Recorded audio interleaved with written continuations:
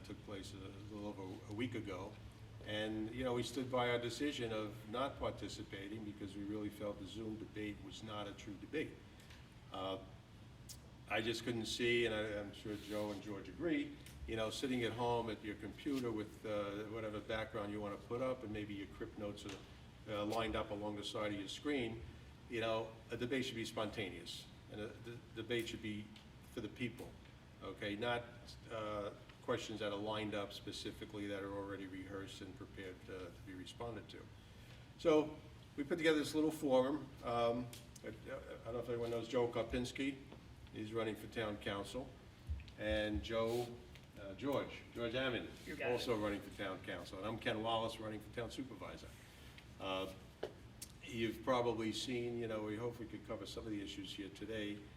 And again, we did hope for a larger audience. But with the amount of issues that are out there in the papers floating back and forth, another reason we didn't want to participate in this debate was I sat in on two interviews, one with Newsday and one with the Women League of Voters. And even though this was not a debate, it was an interview. So they had the three candidates, myself, Jeff Bragman, and Peter Van Scoyac. And even though on the screen I was situated in between, I felt my head, I thought I was getting whiplash because they kept throwing daggers at each other, you know? So to sit in on a debate and then try to listen to what are they gonna debate about, what they didn't accomplish over the last 8 years. So this is what I seen, you know, it was a bantering back and forth, and to me it was just not very productive. So with that, if anyone has any questions at this point, we opened it up because initially it was going to be a little more formal with, you know, filling out a question on cards. But, you know, we believe in, you know, basically open government and open door policy, one of which I understand the current administration doesn't allow people just to walk in and see Peter Van Scoyac. One of the local complaints, this is what I hear, they try to get to see him about an urgent issue. Either they got to make an appointment or come back at another time. But again, my response to the individuals that had that problem said, you know, I do have an open door policy. You know, we want to hear your complaints. We want to hear your issues. You know, we're here for the community. We're not here for special interest groups. We're here for, you know, this is you. This is your forum. We represent you. You know, this administration is supposed to be servants. You know, we're here to work for you. And if too many things fall on deaf ears, then the communities still deteriorate. They continue to have issues that never get resolved. Like I said, 8 years, and there's still so many issues that are outstanding. I'm sure Joe will elaborate, and so will George. But again, my management style has been, you know, open, honest, fair, and it's for you. We're all in this together, and that's the theme we like to portray. So Joe, would you like to take it from here? Sure. So I'm Joe Karpinski, if anybody doesn't know who I am in the audience, and for everybody who's watching at home. I'm 38 years old, and I didn't think that this would be something that I'd be doing so young in life, but this is something that needs to be done. When we speak of issues that have been going on, this administration, the majority of them have been there 8 years. For 8 years, we can start out with, where is that senior center? We're on the 3rd site, and they just bought the land. It hasn't been built, and every time we have an election, it's always, here comes the senior center. Where is it? Well, here are the plans. It doesn't get done. 2 years later, you hear the same thing.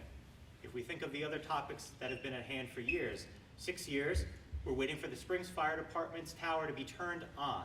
That is a communication tower that is vital for our first responders and the firefighters. If I would tell you out here today that 30 feet apart on the road, you have firefighters at an active fire, and they have to shout orders to each other, how can you let that go on for 6 years? I always tell everybody, think of spring school. When you have spring school and you don't realize that communication does not go in and out of that school either. They're fine with leaving children vulnerable. I'm not. If that was my children's school, they would get a complaint every day of the week until that tower was turned on. I can tell you about Truck Beach. Truck Beach, twice they had civil disobedience protests. I went to both of those events. No other elected official went. And I made sure every time I went, I was there representing Ken Wallace, George Aman, and myself, Joe Karpinski, and the Republican and Conservative ticket. You did not see anybody else there. No other candidates that were running. no other elected official. That beach should have been our beach no matter what. If you look to the old deeds, everybody wants to speak of 1882. We know the fishermen didn't lose their rights. You can still fish there, but there's the public portion. Deeds and old filed maps are coming out from the 1980s after urban renewal. It shows that there's public portion of that beach that should be ours today. We were not adequately defended in court, not one iota, by this current administration or the attorneys that they put out there to defend our rights. When you think of even more, because what do you want to hear during the election season? They'll tell you the things they've done, but when they speak of them, what has actually been built? If they want to speak of their wind farm, there's no wind farm today. There's nothing standing. When they speak of the new emergency center, there's no emergency center built. When we talk about the senior home, there's no senior home that's built. You want to go even further. People speak of affordable housing, and I'm sure we'll touch on it, and if it makes any questions come out from you guys, remember, during this whole entire discussion that we're having here today, any questions you have, make sure you say it. Perhaps we touch on everything that's out there. So when you think of affordable housing, and I've touted it this whole entire campaign, where is affordable housing? Since 1983, the year I was born, the town of East Hampton says we have an affordable housing crisis issue. We've had Catherine Casey, the head of the Housing Authority, say back in May 31st of 2016, well, we have 10% left of buildable land. Well, I sat in this room in July that we're in today here at the Amagansett Legion. Our supervisor, Peter Van Scoyac, stated at that meeting, we only have 10% left of buildable land. Well, remember, you have two new apartment complexes here, a senior housing and an affordable housing complex in the middle of Amagansett. I have 4 new homes that have been built on my road since 2018. How is there still only 10% left of buildable land? We're not doing stuff adequately enough for our constituents, you know, all of us. I say constituents as if we've already won the election, but nonetheless, that's the people that we want to defend, is each and every one of us.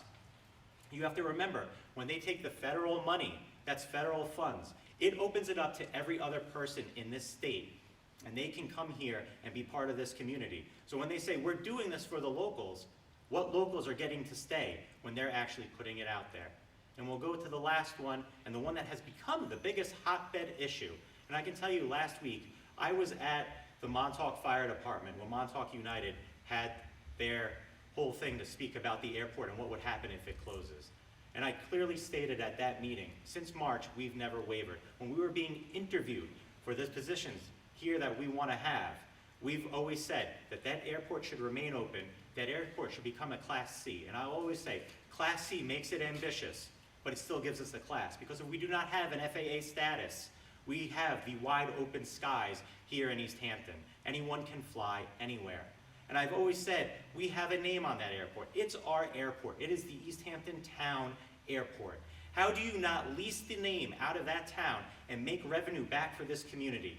They put out the new budget already. It's a 3% increase. Well, guess what? If we're leasing out that name and money's coming back to the community, what other programs can you fund? What can you use that you're not putting the burden on the taxpayers? And I will remind everyone, they speak of temporary closing the airport in January and February. I have always been told if you close that airport, there is a deed from 1945 called the Mulford deed. Or it can happen that the feds would have the opportunity to come back and claim it for the $1 that it was sold to the town. And let's not forget that this airport was commissioned under the FDR administration, and it was used during World War II. The fact that it's not a historical landmark already, I think is a travesty to this community. And I can tell you, because things I like to do, I reach out to our other public officials, other people who are in their positions. And I've spoken out to our assemblymen, I've spoken out to our district senator for our state senator. And I've already asked them, can you help us make this a historical landmark? The problem is, it has to come from our town board. Our town board has to go out there and has to decide that this is an actual historical landmark. And I will tell you, the Class C denotion for that airport, it gives every single person in this town, every complaint that they've talked about, it gets filled with that classification. I'll throw it over to George Aman. One of the nice things about Joe is that he pronounces my last name correctly. A lot of people can't. To follow up on a couple things that he brought up and Ken spoke of briefly. I have in my hand a 4-page report on the senior center and other programs for seniors. It's dated 2014. We are now approaching 2022.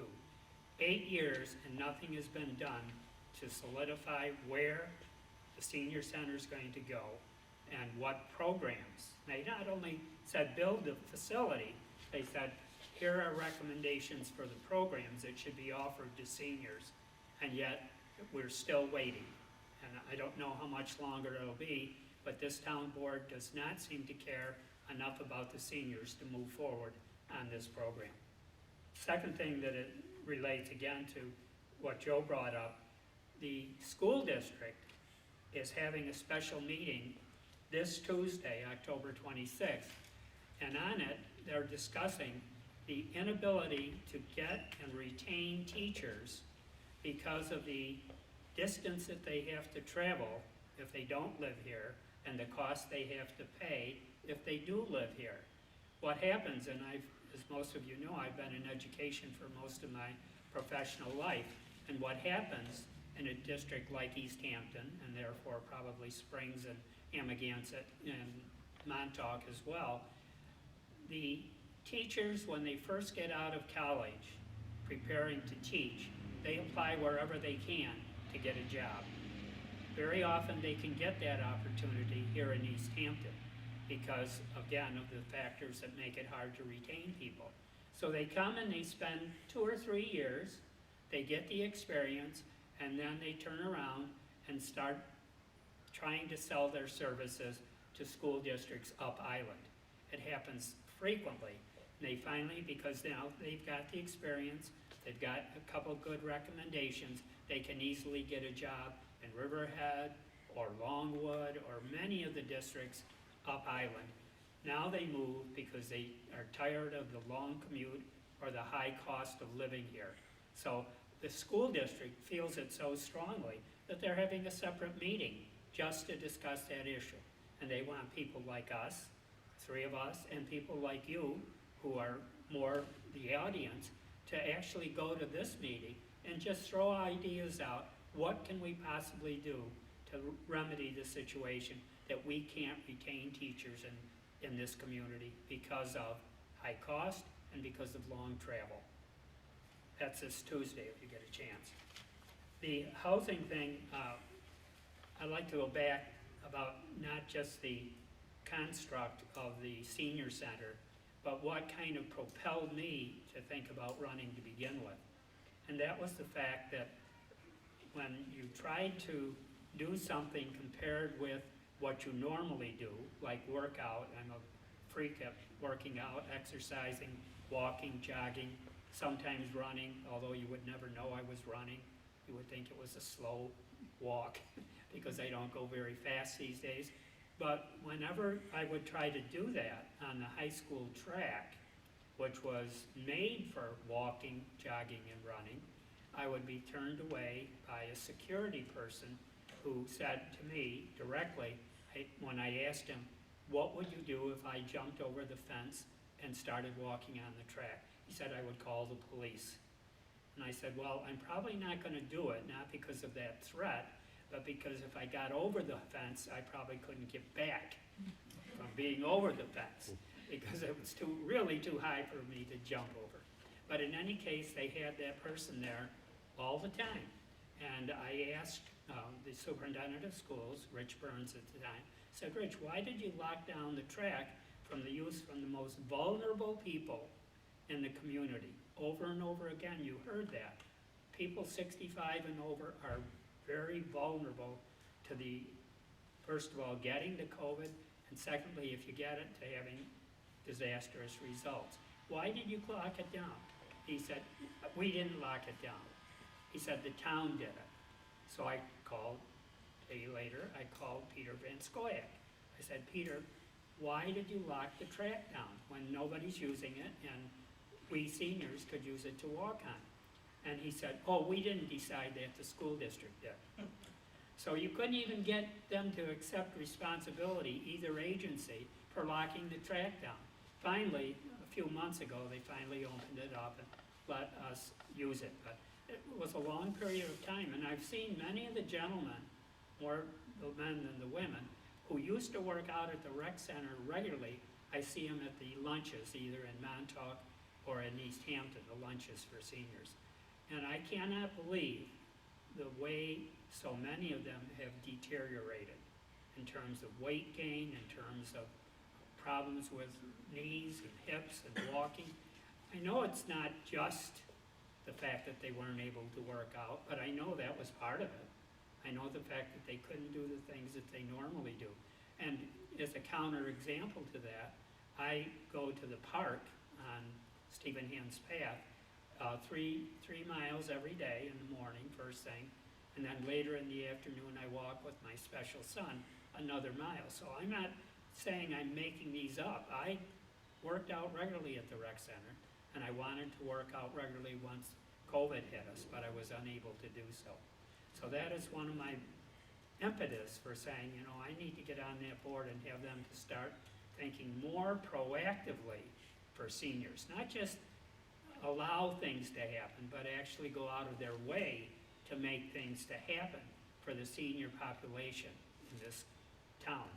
One of the things I came up with, it seems to me very simple, and some of you will probably recognize this, but I don't know how many times I've seen Joe Namath telling me I wasn't getting all I was entitled to with my Medicare. And I kept thinking, why is he doing this? Well, because other athletes were doing it and other popular people. They never tell you what it's going to cost, but they always tell you, get what you're entitled to. Well, I don't know what I'm entitled to. Free dental, free membership at the rec center. I don't know what it is. But when you call, what you do, get connected to a business that then tries to sell you something. They're not just doing it for the fun of it. But they never mentioned that. The call is for free. Well, the call is, but what you're going to hear you got coming, you don't get. So they could be real proactive on a thing like that and have a meeting, much like this meeting, where they go over what's really going on here for people who are on the program but don't know what these other opportunities are. They don't know what they should be getting. Go over the whole thing, what it'll cost you and what actually is being offered. So that's why I'm saying they not only should be active, they should be proactive in terms of coming up with these ideas. A second idea that I thought they should discuss, and this happened a few years ago in Riverhead, there are many of us parents who have special children. And some of us have children that we know will be dependent upon us or other members of our family for their entire lives. And Riverhead Town offered a program where a lawyer came in and explained to us how we could fill out the appropriate paperwork so that we could make a protection for our children in terms of a living will of some sort, and we could rest assured that they would be cared for their entire life if we did that number of pages of work that was there. I never completed it, and I regret it because I lost part of it.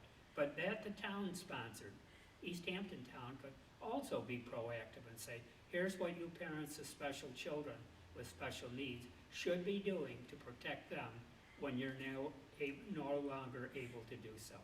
So those are just some of the ideas that I feel strongly about, both for the senior center, but also for being more proactive to help us out.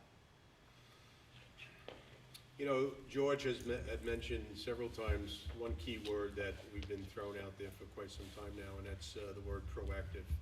You know, everything, I think what prompted me to get more involved in the town is, you know, everything we've reported over the last several years to the town was reactive. If you see something, you report it. Usually it would take sometimes months before there was any reaction. Prime example of, you know, just the current conditions of Montauk. I use Montauk as an example. I used to walk the beach every morning, and I would take pictures of the trash left behind, and I would post it on Facebook. Hopefully someone would be embarrassed about it. And again, the reaction was always delayed. It was days later. One story I had, I don't know if you remember the old Malibu Motel out in Montauk.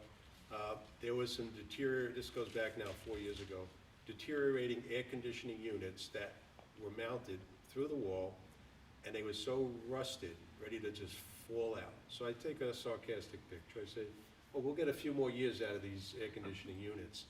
And it was a joke for the owner to say, you know what, he's right. Well, again, it took 2 years for that, you know. So, you know, reaction to everything. Another spot that they were reactive to, and I think John, was it David Lease, is the liaison out in Montauk, down by the lifeguard station. There was a mud pit that was there for years.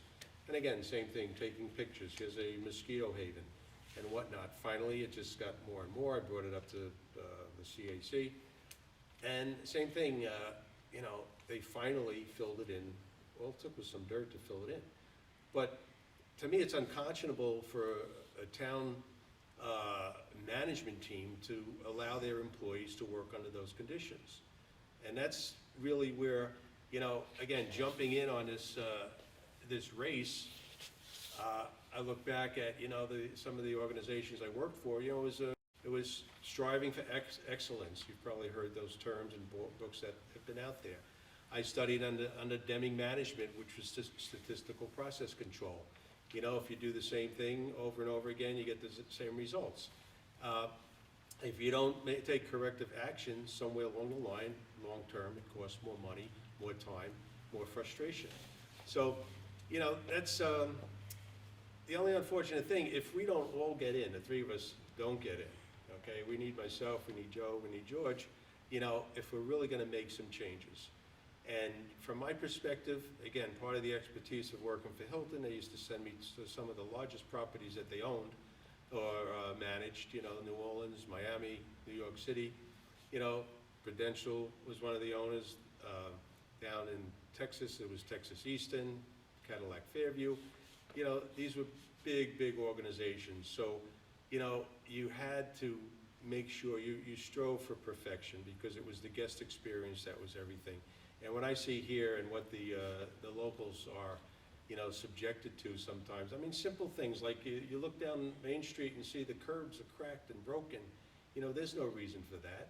And then when you see the solution is putting asphalt curbs, which crumble anyway, you know, these are the little things. Montauk, we had the issue of the planters, right? They finally got the planters put in the middle of the summer. And before they had plants planted in this, they ended up as little trash cans. So again, those were things that I posted out there. But this complacent attitude, and you may have seen some of the ads that we've run, you know, this town administration complacent or just inept management.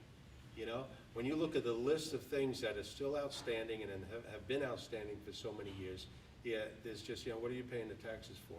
You know, you should be more demanding of service and quality of service, because this is our livelihood, this is our lifestyle, you know, where we want to live.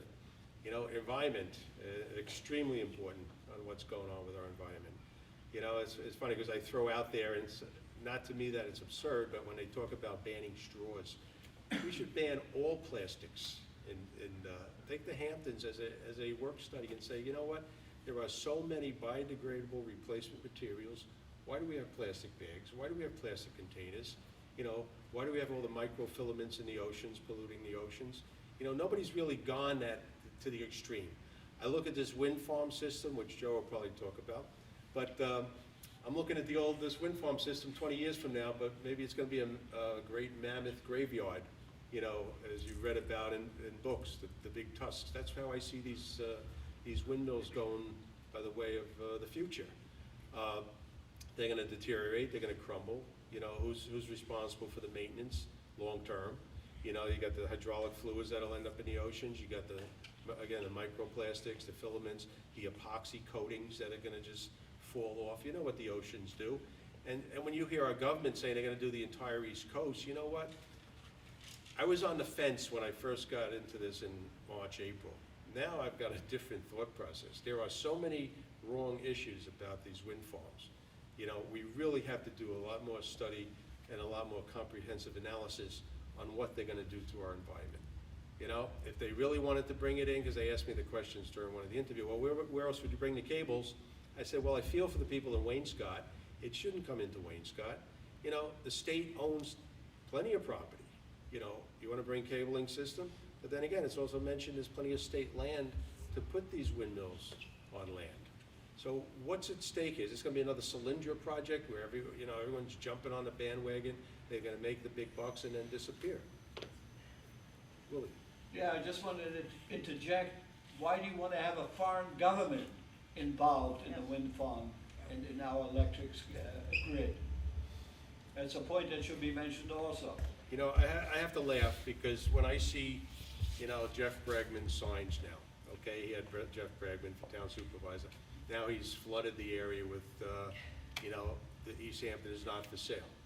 I think it's been sold down the river a long time ago. You know, so to use that as a catchphrase to say it's not for sale, well, you sold out way too long ago. Now it's time to recoup, regain, and, you know, when I bought in Montauk, I wasn't looking for expansion. I bought a 30-room motel that needed work, needed improvement. You know, I was just looking to create a quality facility, knowing there's no way in hell I'm gonna expand.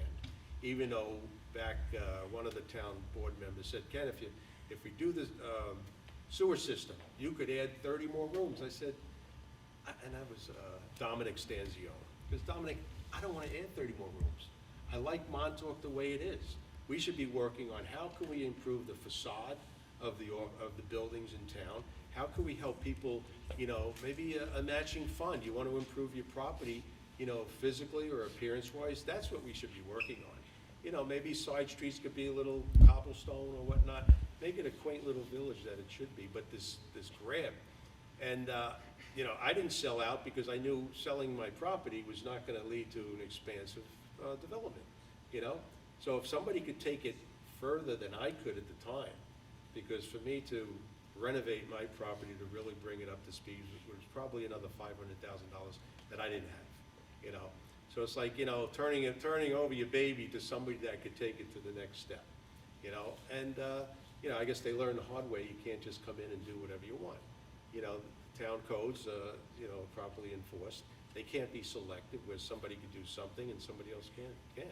But going back to this, the story of reactive versus proactive, and this is, again, one of my issues year after year.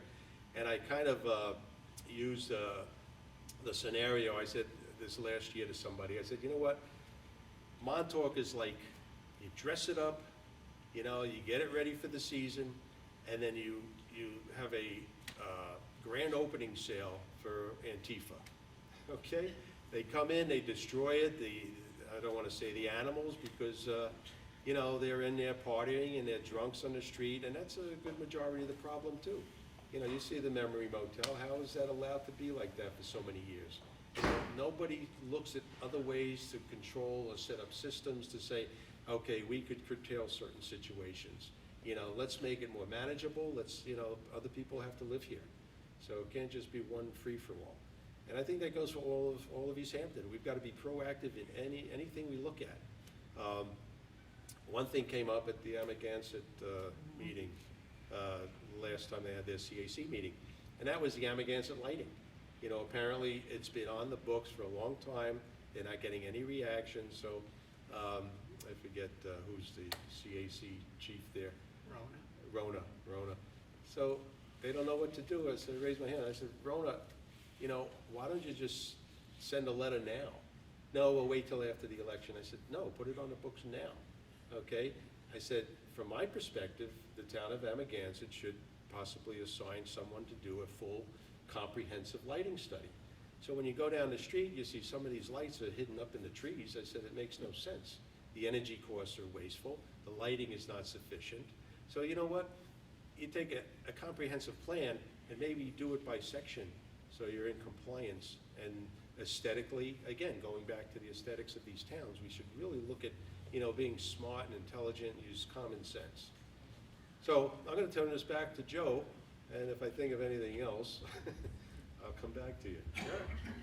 So Ken alluded to the wind farm. I can tell you, I don't know how many of you actually sat through and read the contracts on the wind farm. I have. I've always asked the question, when it comes to wind, we live on an island. Wind is perpetual on an island. Why would you not think about putting something on land instead of offshore? When it comes to that cable and where that cable is supposed to go to in Wayne Scott Stone Road, I've asked and I've called upon numerous government officials back in March of this year. There is an eagle's nest that is under 660 feet. Steve Papa from the Wildlife Refuge did reach out to the engineers himself that he was going to see if there was any conclusions with it.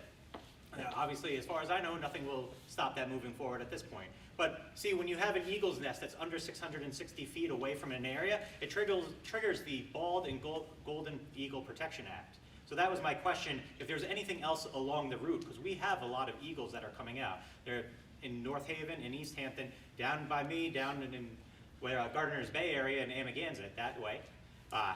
Nonetheless, when you read that actual agreement, I want everybody to know, even on the trustees, if you got in your mailer, because everybody's sending their mailers out, and it says, oh, we've made this agreement for $29 million. I'll let you know, not until that cable is functioning, the wind farm is functioning, and it is producing electricity, you will not see $1 coming to this town for that. And I would look to Block Island right now, where we have only 1 in operation out of the 5. They had 2 in operation back in January. So I wonder about their cost there. I can tell you, I called into a town board meeting in May, and I asked our supervisor to corroborate what I was told by John Jilnicki of the town attorney's office, that we will only be going up 0.2 of a kilowatt hour when we get this done. The funny thing is, since January, if you haven't noticed on your bills, we've gone up 4 cents of a kilowatt hour. So how are you only going up 0.2 of a cent in the future when you've already gone up 4 cents now? And with the cost, I've sent out my stuff to the Public Service Commission. I've sent it out to Assemblyman Thiel, Assemblyman Doug Smith, and Assemblywoman Jody Giglio about what I've sent to the Public Service Commission about their actual contract. I've seen things in that I don't believe hold to muster in the way that it was signed, with names crossed out, not actually signatured, and nothing written with a notary. So there, I think that disqualifies that 2017 document, along with the one that we signed. And I'll tell you the biggest part, when it's getting built in our town and those cables are coming through Wainscott, there's supposed to be a town engineer looking at every process of this. I can let you know, right now, we only have a consultant. We do not have a real town engineer. So who's actually looking at this when this process is supposed to be getting built? George? Included in the concept of the energy that's going to be afforded when this is up and running. Fact is that we are unable to get an answer to the simple question, what is the projected cost per kilowatt hour once we're getting that power from the windmill? They will not. Cy Kinsella, who's a very knowledgeable young man who's been working on this and just has a letter in the recent Star, said they were forbidden in the process that he's following at trying to answer that question. The person who was legally giving him an answer said you cannot raise questions about the cost of 1 kilowatt hour.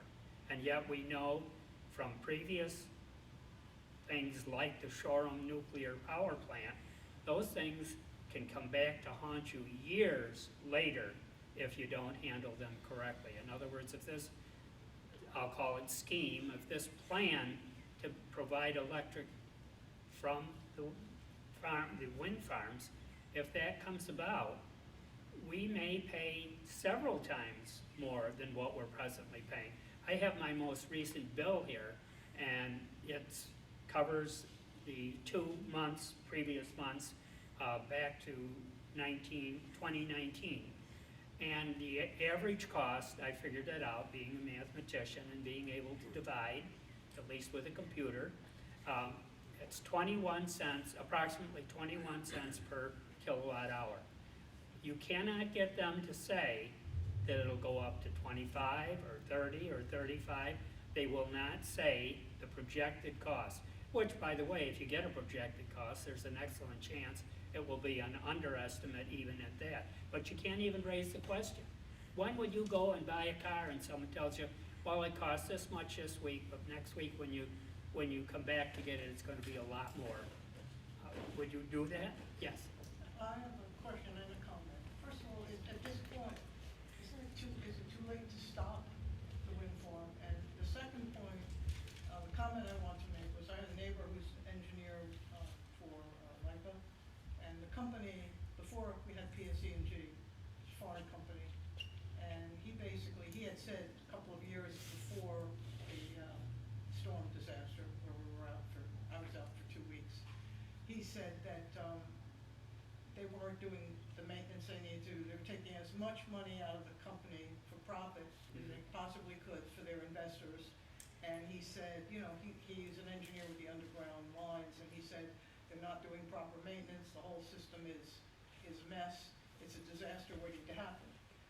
Personally, I think there should be a law against, I mean, I think public utilities, anything that, a necessity like water, electric, should have to be a domestic company. I agree with what he said, I think it's a terrible idea. But the projections were already higher than other wind farms. So I just don't understand how we got to this point, but isn't it too late at this point to stop it?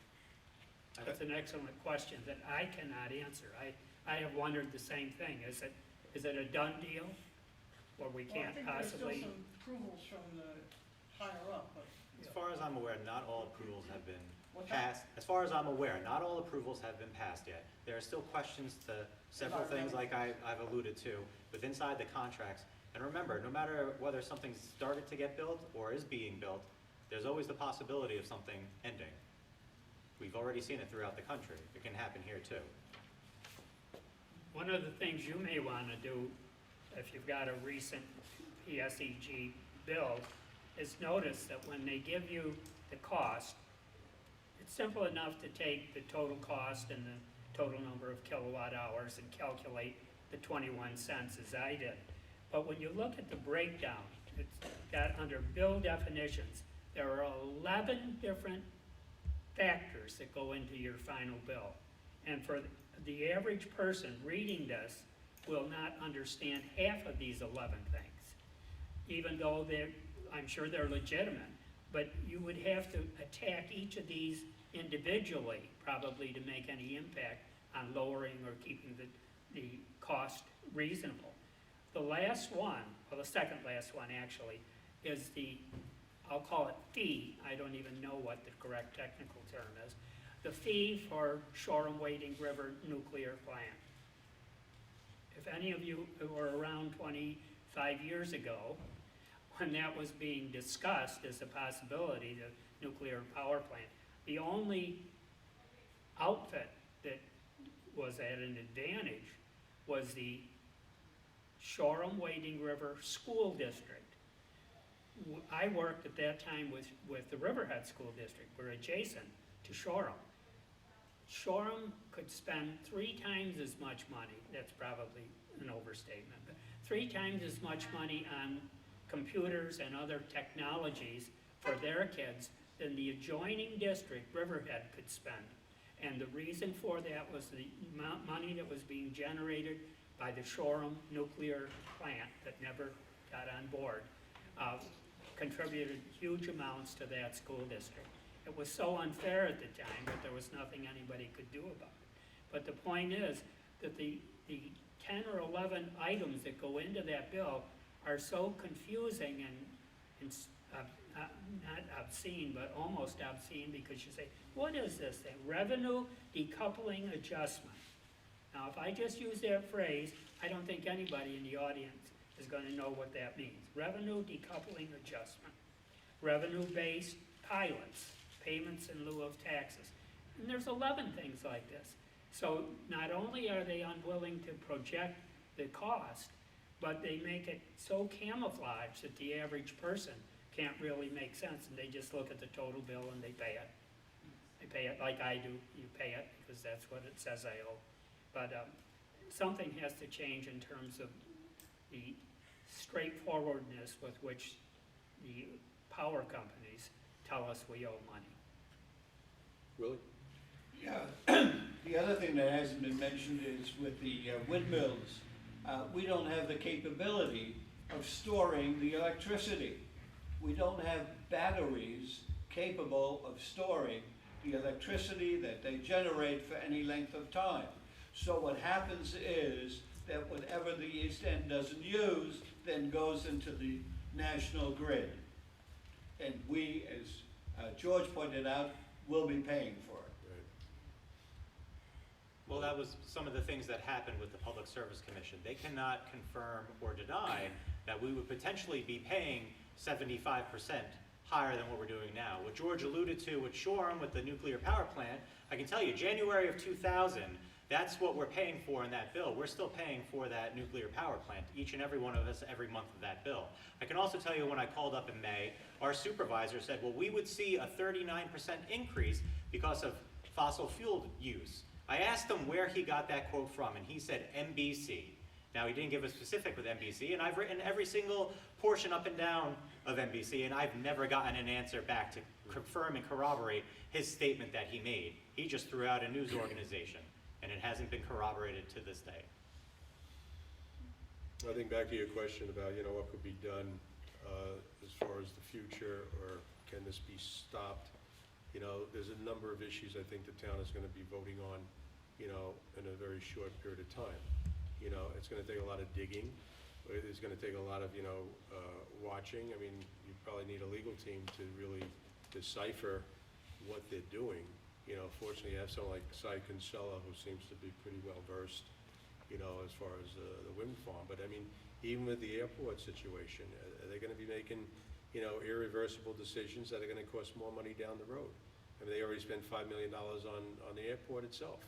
You know, they seem to spend and litigate, you know, for their own ego. I mean, Duryea's is another example of spending $1 million, you know, because somebody's trying to do the right thing. I don't know the whole scope of the project, but when you've got a billionaire that, all right, maybe he wants to do something on a broader scope, so give him 10% what he wants, you know, but if it's going to benefit the community as a whole, you know, and long-term helps the environment and whatnot.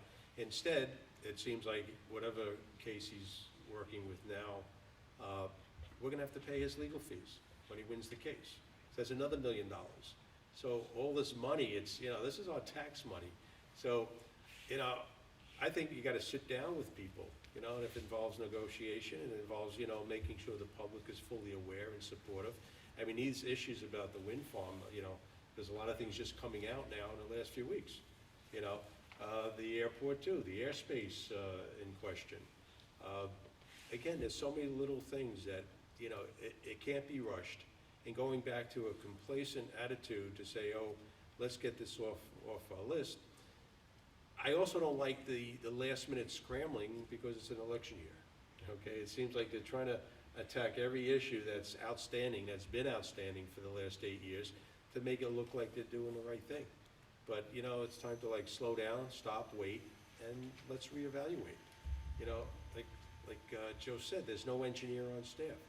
Do we really have qualified attorneys that, you know, can handle, you know, the big boys out of New York City? I don't know. You know, all I know is I've been in those situations where you ask a lot of questions. You got to go into with a high level of skepticism and say, okay, what are they really after? You know, and how's it going to hurt us? So, I guess at this point, anybody have any questions that they'd like to bring up? I'd like to add one thing to what Ken was saying earlier. It would be nice if Ken got elected. It would be nice if Joe got elected. It would be nice if George got elected. But it would be nicer if the three of us got elected. Because only then will we have the manpower on that board to make more logical decisions.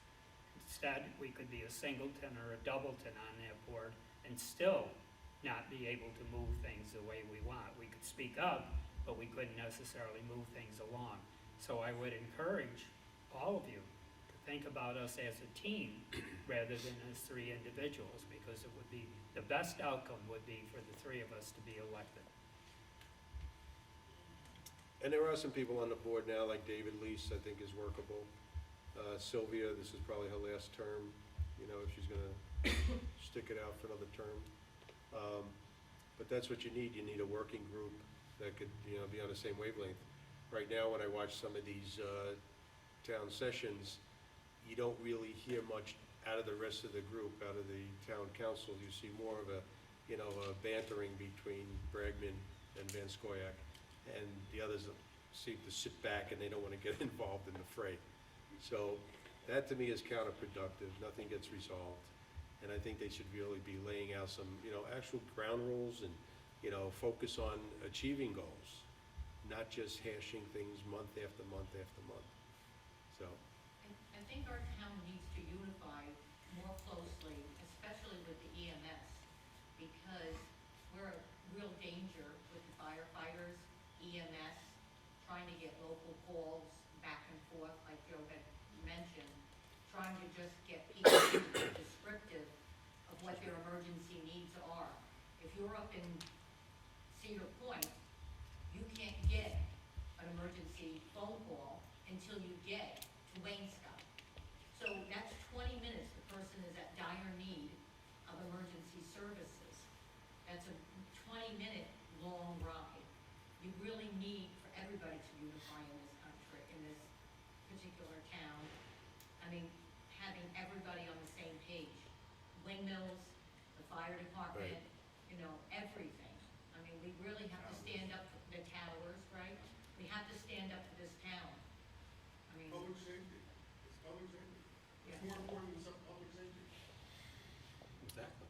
I was at the, I was at the East Hampton post office last week with George, and there was one gentleman, James Egan, was it? Egan, I don't know yes. if anybody knows him, but, you know, one of his, and again, there's a lot of people in these towns that have a lot of little pet peeves. One of him, and it's, to me, it wasn't such a small issue, because it had to do with the shrubs and the indigenous growth that has really gotten out of control, and I think it's somewhere in Springs, when he was talking about that.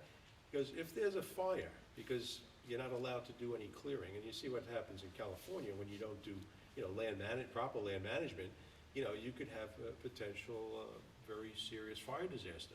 And there's no emergency services to get out of that area. So does it burn down homes? I mean, these are preventative things. You know, it's nice when the town says, oh, we've got this surplus and our rating is X, but are you really using that? You're not supposed to have the surplus if there's things that are outstanding that have to be addressed and taken care of. What good is a surplus if there's loss of life or other issues that affect our quality of life? Okay, the money is there, you know, I'm not saying spend it, you know, haphazardly, but you spend it wisely. CPF funds have to be used for that stuff. That's the problem. CPF is just used to buy land. CPF is meant to help the entire community, flat, everybody, across the board. It's not happening. Right. Just not I always happening. saw the PCF was up to what, 150 million, you said, before you said 50. Well, 50, they had 50 in July Right. in the kitty. So by the end of the year, it'll probably be 100, I don't know. I mean, with the high level of sales and the price of homes, Yeah. you know, that fund was quite substantial. That money has got to be liberated. Well, It needs to go to the exactly. community.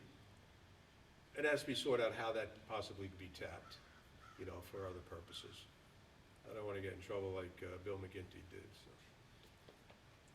Are there any energy-related decarbonization projects that are appealing? Let's say wind farm aside, any that you would advocate that could maybe locally help make a dent? What I had always proposed as, when people speak of solar, I always said, we have a lot of areas, people want to bury the lines, but we're not going to bury the telephone lines everywhere. Where I live, down by Nat Peak Meadow Road, there's over 60 poles on that road. And I've said, why can't you put a solar panel on each one? Can't that capture enough, and is it just going to be aesthetically unpleasing to people? Or can you actually use it to grab the energy and bring it back in?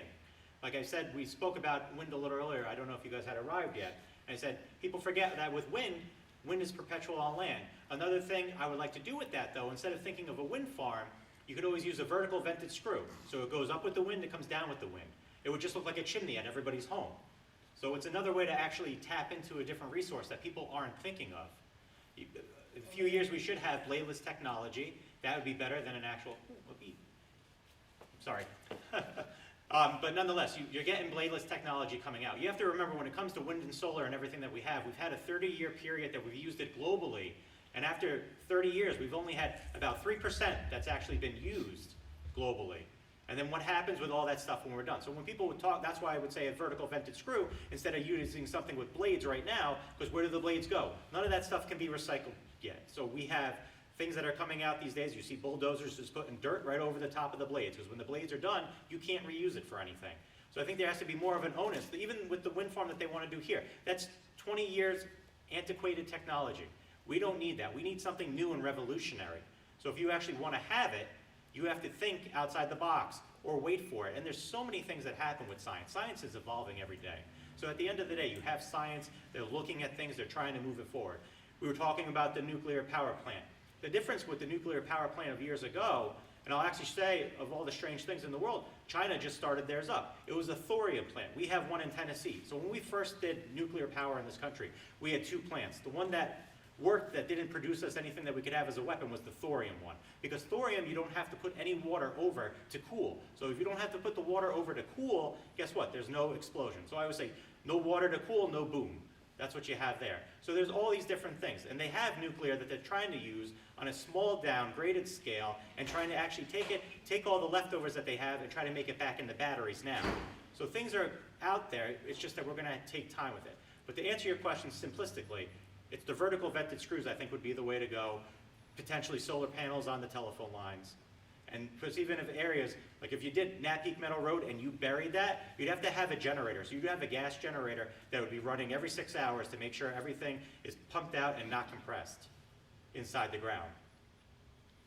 You mentioned other alternatives. When I had the motel down in Montauk, there was this guy that came at least 3 years in a row, and he brought his tidal equipment that he would stay at the motel, set it up on the beach. In fact, Eddie Michael was there to help him set up, and we would watch, and between wave motion to generate power.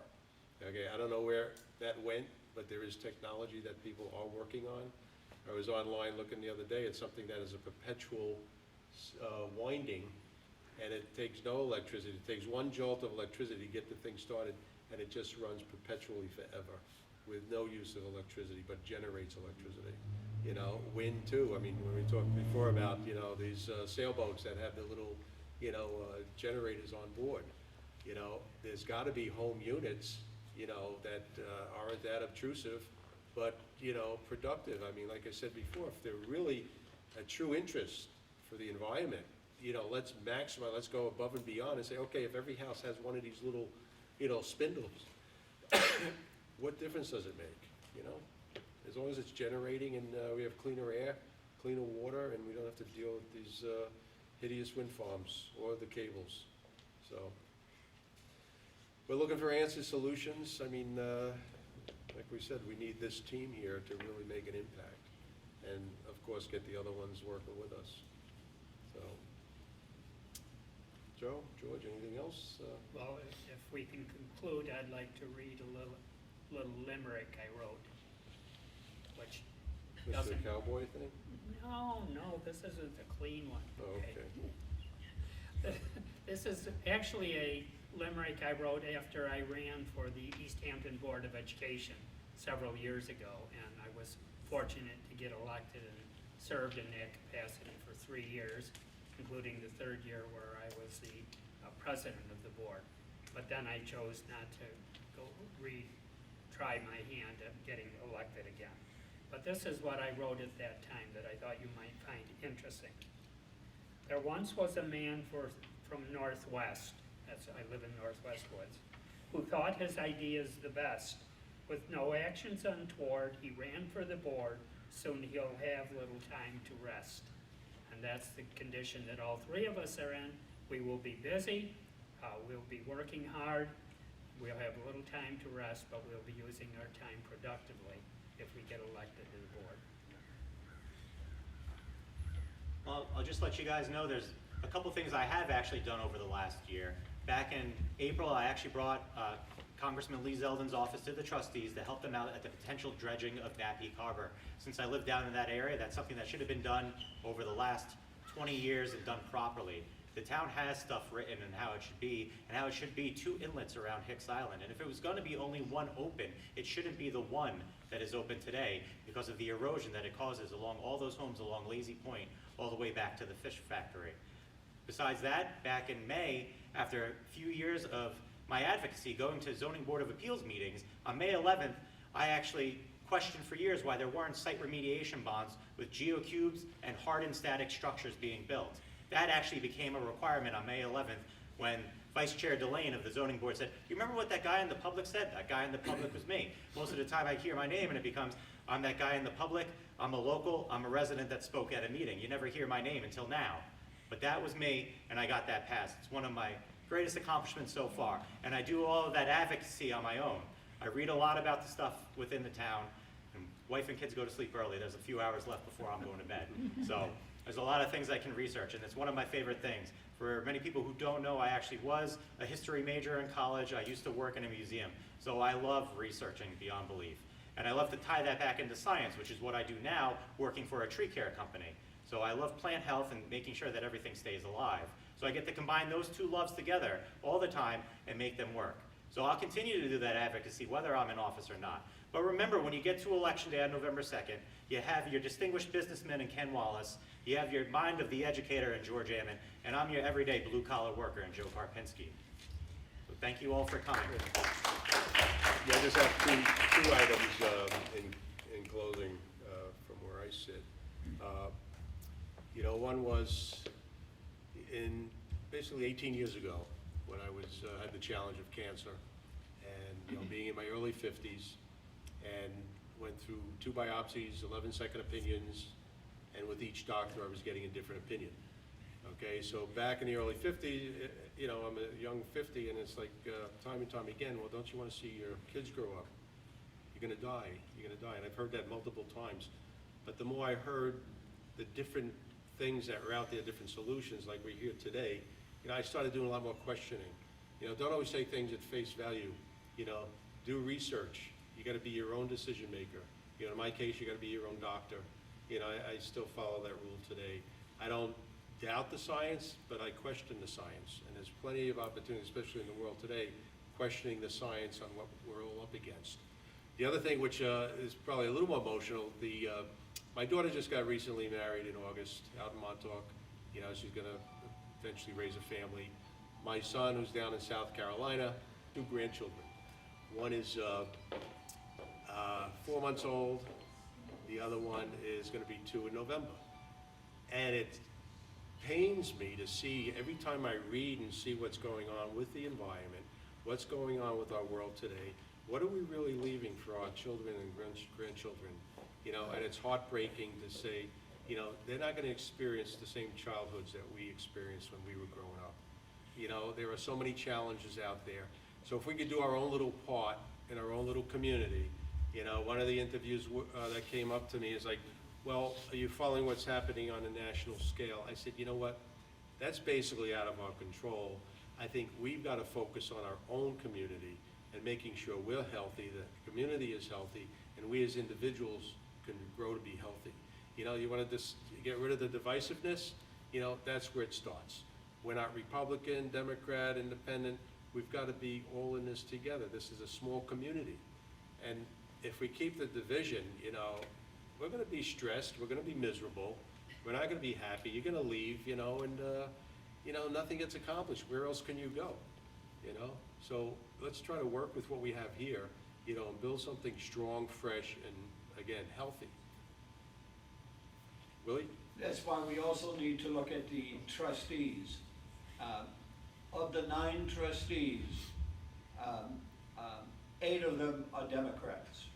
And in order to get the trustees to work with you guys as the new board, we need to get a balance of Republicans on the trustee board. Right.